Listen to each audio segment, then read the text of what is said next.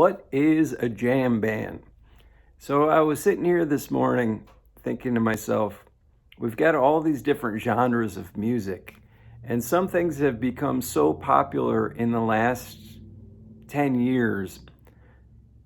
And a lot of it is based on short form content in the digital media space. So like on TikTok, these 10-second videos and reels with the 60-second videos, and that's long, right? But most of the music and most of the content that we digest these days on an everyday basis is short, right? And I was thinking about jam bands and my love for jam bands and playing guitar and doing improvisational music, and why maybe it's not so popular as it used to be, right? And I think that the length of the content is a big reason why, because nobody has time or takes the time anymore to listen to long form content, right? Whether it be music or even movies, like less people watch movies now than they used to. I'm getting off track. What is a jam band? And I was thinking there's probably a generation of musicians and music lovers that don't even know what jam bands are, because they haven't really been very popular in the last 10 to 15 years. Just a short history. A lot of the jam bands that originally came about were in the 60s and 70s, and the Grateful Dead are the grandfather of all jam bands, pretty much. And then you've got Phish, who is my favorite band, and then lots and lots of other bands that came along under the jam band umbrella, if you will, or the triangle. But a jam band is improvisational, so there's some jazz elements to it where these guys get together in a room with their instruments and they know they're about to make something new together, right? It's the collaborative process of listening to what the other guy is playing and then creating something brand new on the spot that can create this like magical moment. And when you're a musician and you get to be a part of that, it's a very spiritual experience.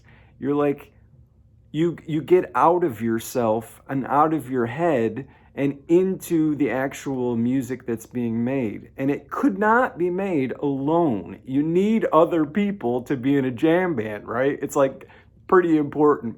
And not only that, but once you've got the band making this improvisational music, the audience is like the other instrument in the room when you're performing this stuff live. So the audience really, really affects what the musicians are playing based on the vibe, like based on how they're feeling and giving feedback to the band. So whatever the feedback is coming from the audience certainly affects the music.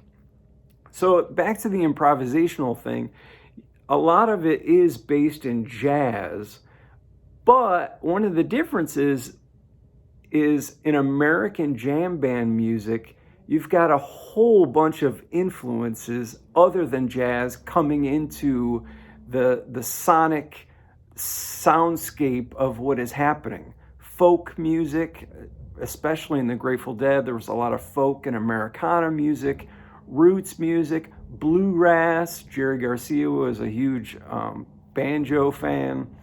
Then when you get into like Phish, there's a little bit more of an orchestral, classical vibe, a little more by the book or reading charts, a little more classically trained, if you will.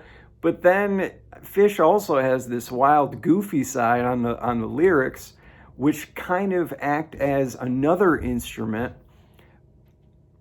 And then you've got all these other bands, tons of bands, like the Allman Brothers Band and Widespread Panic and Gov't Mule, Moe, String Cheese Incident.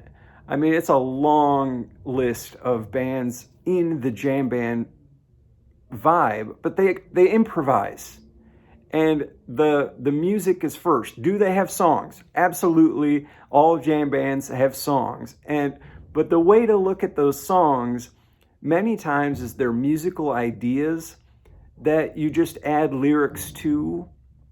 And the musical ideas, the songs themselves, are more like a platform.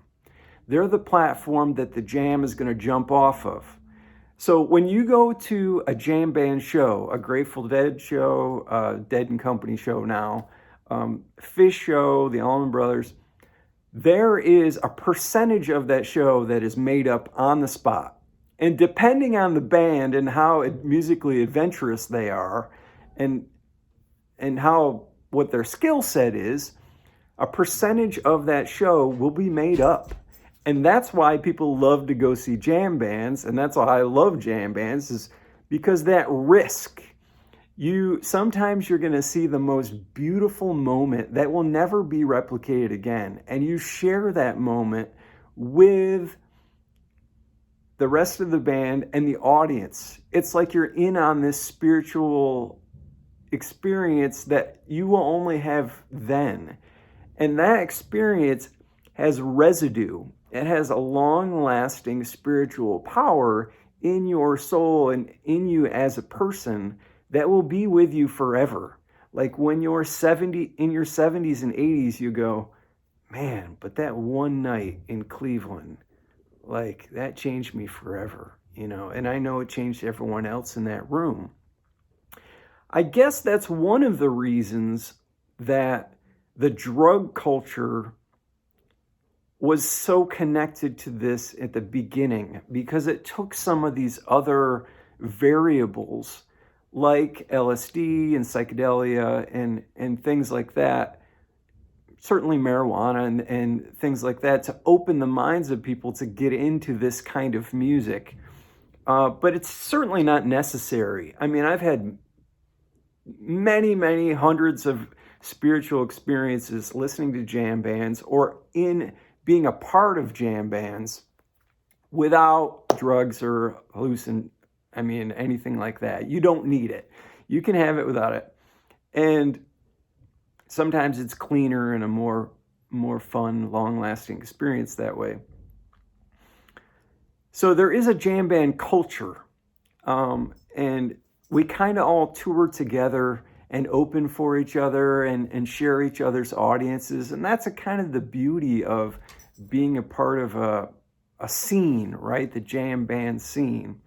But I have this theory that as people get sick of TikToks, the jam band culture is going to grow, and people are going to be looking for something unique and quality that they can count on and that's long lasting. And the jam band scene is loyal, like super loyal and dedicated to original music. Like these are all original music lovers that like really get into listening to music. So I want to invite you to listen to more jam bands. Like they're a lot of fun, and every one of them is super unique. It's like no jam band sounds the same. That's kind of the beauty of it. And they all have kind of like a regional influence or a regional sound. Like the String Cheese Incident is the original Denver jam or a Colorado jam band. And then you've got Widespread Panic, which is kind of the southern Georgia jam band. Phish, of course, is Vermont. I live here in New York State, so Phish was the first jam band I ever saw live at 16 years old. I've got a video of that here on YouTube. My first Phish concert at the Agora Theater in Cleveland, Ohio in 1992. Then you get the Grateful Dead with the West Coast sound, of course. And again, they were the kind of the originators of the jam band. Gov't Mule is a southern thing. Now, when I lived down, I moved to Charleston, South Carolina And I lived there for 5 years in the early 2000s. And I got a big dose of Southern jam band music, and that stayed with me forever.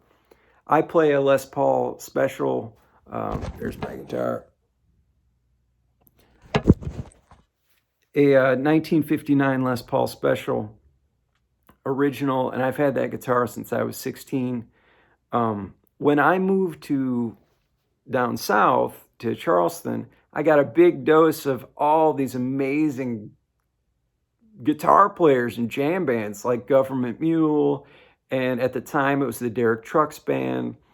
Now it's Tedeschi Trucks, but I got to learn a lot of the Southern band scene, Southern jam band scene, and now it's a part of me forever. Like, I'm definitely a different kind of Northeastern jam band guy because I lived in the South for 5 years. So I want to, definitely, if you're a musician, explore these regions, and you really have to become a historical biographer of music and where it comes from to broaden your scope of playing. Like, it's important to take in all these different references and incorporate them into your style so that you don't get boxed into your own area of the country. But at the same time, you want to reflect your area of the country. They can never pull that out of you, mostly.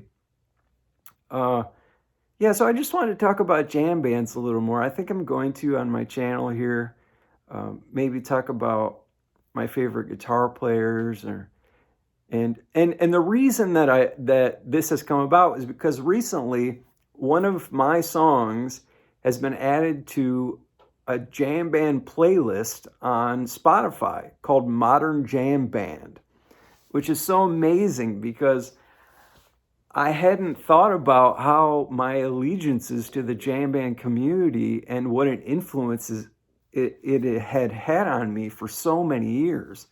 Because I went down the singer-songwriter route and the Americana and the bluegrass route, and you kind of like explore musically. But jam bands are certainly the heart of who I am. And Trey is definitely my favorite guitar player, I would say. So if you get a chance, check out Modern Jam Band on Spotify. And I've been listening to it every day now and reconnecting with all these amazing bands that are out there. So anyway, thanks for watching this. Check out Modern Jam Band. I appreciate you. Bye.